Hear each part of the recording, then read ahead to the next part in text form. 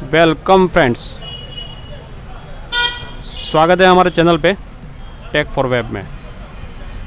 Xiaomi Redmi S2 इसकी LCD light, LCD की line और टच स्क्रीन लाइन, तीनों के बारे में हम आज देखेंगे कहाँ पे किस तरह से हो रहा है। तो सबसे पहले देखेंगे LCD लाइट के बारे में। ये हो गया डिस्प्ले कनेक्टर।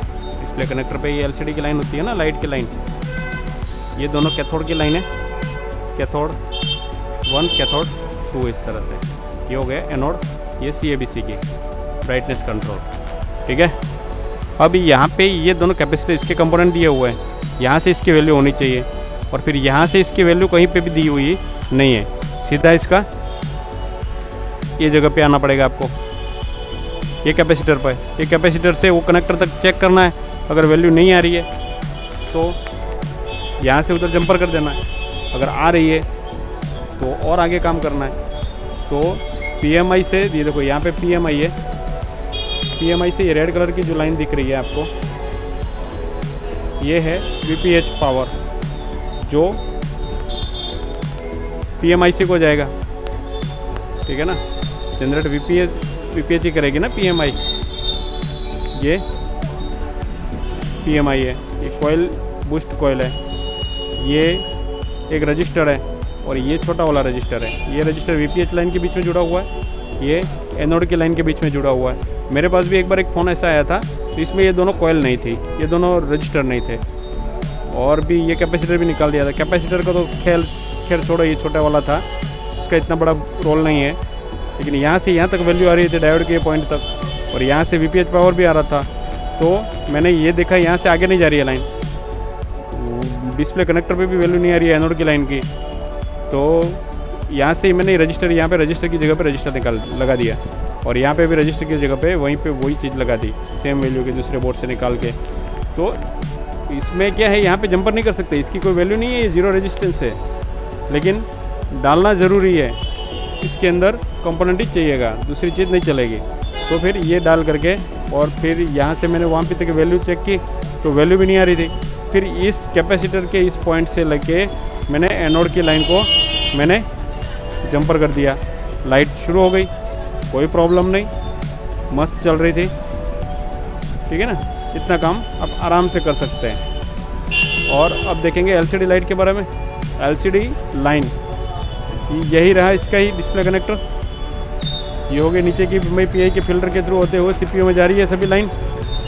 ऊपर वाली लाइन है, ये भी CPU को जाएगी। ये जो लाइन है, पहला ग्राउंड है, दूसरा ये देखो 3 नंबर के आधार के पे दिया हुआ है। ठीक है,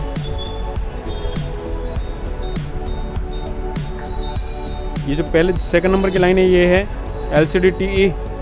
ठीक है, और ये जो लाइन है मेरे हिसाब से VREG की होनी चाहिए।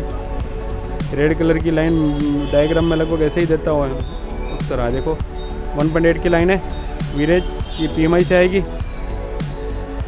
और ये हो गया VSP VSN, चलो वो भी देखते हैं अपन, वो नहीं है। ये दोनों जो कैपेसिटर दिया हुआ है यहाँ पे, ये VSP VSN है। और ये दोनों, ये 3 लाइन बाकी की बची।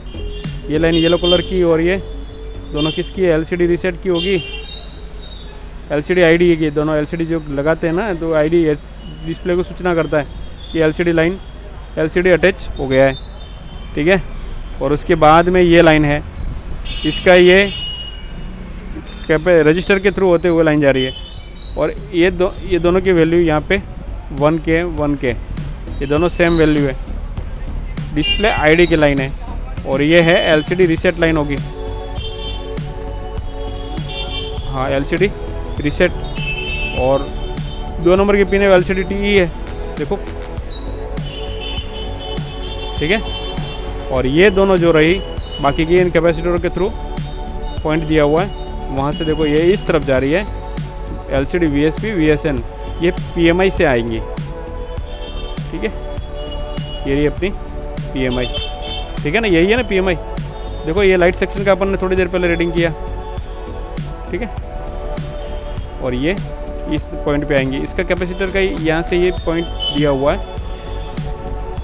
और इसका कैपेसिटर ये वाला दिया हुआ है, ठीक है। तो एक नॉर्मल बात है, हो जाएगी, सोल्व हो जाएगा ना। ये देखो ये सभी लाइन सीपीयू को जा रही है, बाकी की एक ही लाइन है जो पीएमआई को जा रही, पीएम को जा रही है, ये है वीरेज की लाइन, और 2 लाइन वीएसपी वीएसएन जो है वो पीएमआई को जाएंगी, ठीक है। अब नेक्स्ट देखते हैं एलसीडी टच स्क्रीन का। टच स्क्रीन अगर काम नहीं कर रही है तो अपना ये रहा एलसीडी कनेक्टर।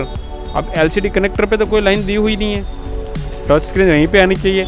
इसका यहाँ से कोई लेना देना नहीं है, इसका सब बोर्ड से कनेक्टेड है। टच है ना, नीचे से बोर्ड, नीचे के बोर्ड से कनेक्टेड है, तो उसकी लाइन यहाँ पे होंगी।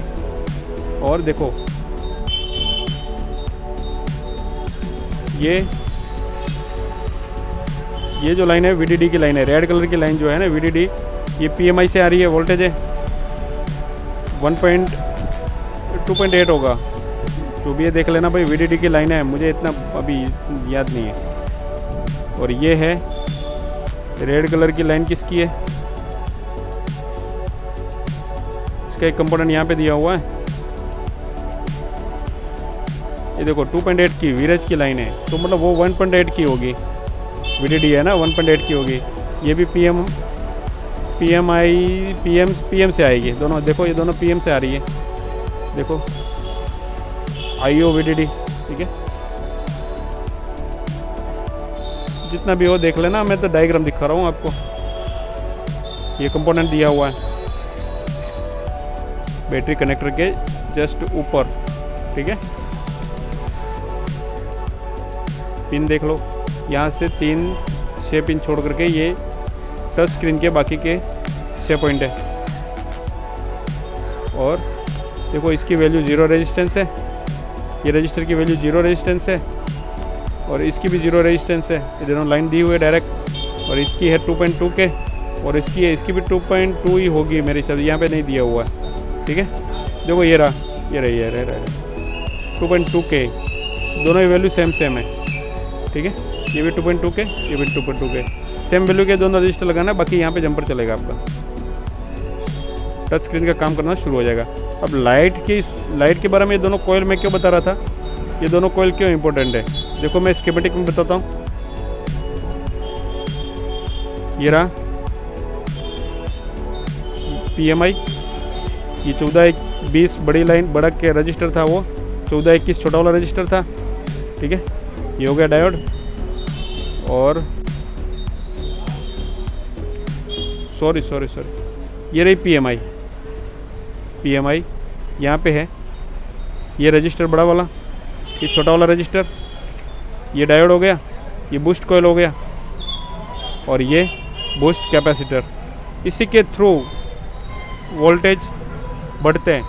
4 वोल्ट ऐसे नॉर्मल चेक करेंगे, 4 वोल्ट डिस्प्ले लगाने के बाद जैसे लाइट ऑन होगी यहाँ पे 50 वोल्ट तक हो सकता है मैक्सिमम, वैसे होता है 35 से 50 के बीच में होते हैं, तो कभी कभी कम भी होते हैं, लेकिन एलसीडी की रिक्वायरमेंट के आधार पे होते हैं, ठीक है।